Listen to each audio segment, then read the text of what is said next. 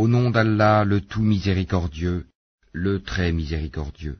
Ce qui est dans les cieux et ce qui est sur la terre glorifie Allah, le souverain, le pur, le puissant, le sage.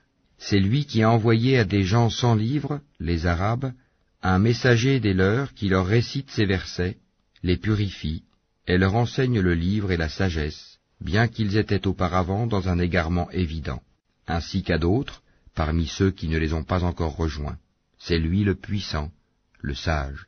Telle est la grâce d'Allah qu'il donne à qui il veut, et Allah est le détenteur de l'énorme grâce. Ceux qui ont été chargés de la Torah, mais qui ne l'ont pas appliquée, sont pareils à l'âne qui porte des livres.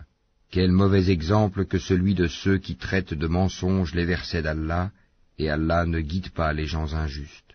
Ô vous qui pratiquez le judaïsme, si vous prétendez être les bien-aimés d'Allah, à l'exclusion des autres, souhaitez donc la mort si vous êtes véridiques. Or, ils ne la souhaiteront jamais à cause de ceux que leurs mains ont préparés.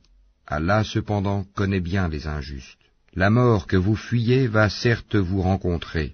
Ensuite, vous serez ramenés à celui qui connaît parfaitement le monde invisible et le monde visible, et qui vous informera alors de ce que vous faisiez. Ô vous qui avez cru, quand on appelle à la salate du jour du vendredi, accourez à l'invocation d'Allah, et laissez tout négoce. Cela est bien meilleur pour vous, si vous saviez. Puis, quand la salate est achevée, dispersez-vous sur terre et recherchez quelque effet de la grâce d'Allah, et invoquez beaucoup Allah afin que vous réussissiez. Quand ils entrevoient quelque commerce ou quelque divertissement, ils s'y dispersent et te laissent debout.